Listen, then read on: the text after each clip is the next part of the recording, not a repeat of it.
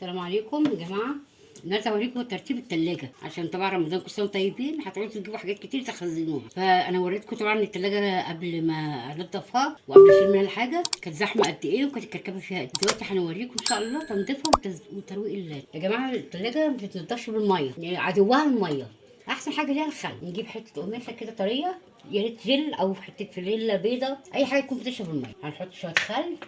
التلاجة كويس قوي بالخل. افضل تنظيف للتلاجة. ما ينفعش خالص يا جماعه نجيب الميه بتبوظ الترموستات. وبعدين الخل بيسيح اي حاجه، يعني اي حاجه دهون، حاجه مترسبه في التلاجة، كل ده بيتغسل بايه؟ بالخل. غير كده ما تجيبيش حاجه خالص ميه صابون كلور، لا. طبعا دي انا سبتها لكم شويه كده، ايه، كنت مخزنه حاجات كتير فيها، ما رضيتش امسحها لقدام. يا جماعه الخل وجمال الخل ده غير ريحه التلاجة تبقى تحفه، ولا في ريحه زفاره ولا في ريحه وحشه. الخل بيشرب كل السوائل الوحشه وروايح، وفي نفس الوقت بيسيح اي دهون او اي حاجه لازقه في التلاجة. بصوا بقى الجمال والنظافه والريحه. نصيحه مني ليكم، الخل يا جماعه بحب استخدم الخل قوي، بحس ان بينضف لي الدنيا. هنا انا سايبه الزبده ده للعيش واللحوم والفراخ. تحت هخليه تفريزه رمضان بقى، طيبين بقى البزله والجزر والقلقاس، اي حاجه ينفع تتفرز هفرز. دلوقتي بقى هوريكم تحطوا حاجه ازاي.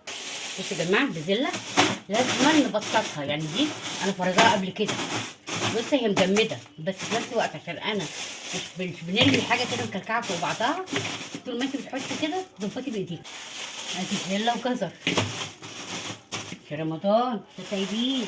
ادي فاصوليا خضرا مفرزه قلقاس، لا يمكن مكلكعه على بعض هاخد كده. لازم يا جماعه تحطوا الحاجه فوق بعضها، ما ترموش، ما تفتحوش الفريزر ترموا وتجروا، اصبروا شويه. كل ده في الاخر هيبقى حلو ليكوا انتوا، هتخزنوا حاجات كتير. ده كرنبيت، انا ما بحبش الكرنبيت زهور، انا بحبه يعني يبقى كده ناعم خالص، واعمل له عجنه واقليه. انا بعد كده هوريكم فيديو ان شاء الله للكرنبيت. انتوا خدت محشي يا جماعه، بص مفرزاها والمثال كمان بتنقعيها وبتنشفيها، وبعد كده تقطعيها وتسيبها تتهوى شويه، وحطيها في كيس. اي وقت عايزه تستخدميها هتفتحي الكيس بصي اهو، خلاص هيتحط في الخضر مع الرز مع الطماطم، وتعملي احلى طبق محشي يقعد عندك ان شاء الله بالسنه. بس اهم حاجه ما تلكعوش فوق بعض، بصي تفردي كده عشان بتيجي تطلعي ما يتعبكيش. هنا برضو جوافه، عشان ايه؟ رمضان طيبين. وعامله موز يا جماعه، قطعوا الموز وحطوا عليه نص ليمونه وافردوه، هتعملي احلى عصير لولادك. موز باللبن. لسه انا عايزه احط حاجات كمان في الفاصوليا الخضراء اهي. تفردي، المهم تفردي. كوسه يا جماعه اهي، كوسه خاطر ايه؟ البشاميل. هنعمل لكم ان شاء الله صينيه برضه بالبشاميل. بصوا خدت المحشي، وقت بتحبي تعملي محشي ما تحتسيش. البصل طبعا متفرز زي ما وريتك، والخضره اهي. وتروحي جايبه بس الكرومبايه او اي كده حطيتيه. بس يا جماعه خدت محشي. يوم ما بفكر اعمل محشي ما بحتس، دي الحاجه عندي. خضره محشي، كل طبخه محشي ليها عندي الخضره بتاعتها.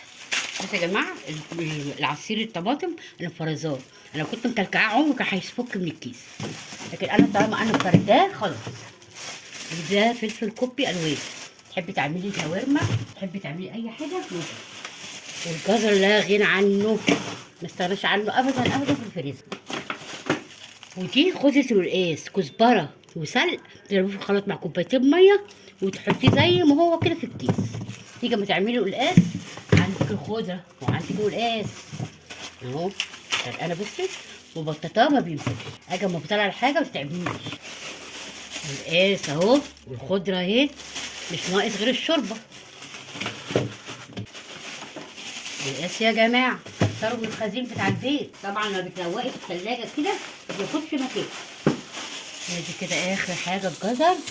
بصوا يا جماعه هو عايزه تاخد تاني، يعني هنا لو حطيت 6 كمان اكياس او 7 هتاخد، وبرده هنا بحط كيس كده بتاخد. بصوا انا كان وريتكم قبل وبعد، ان شاء الله كده طريقه ترتيب التلاجه تعجبكم، وبوريكم حاجه تنفعكم في رمضان. كل سنه طيبين يا حبايبي، وان شاء الله كده يعدي عليكم الايام. السلام عليكم.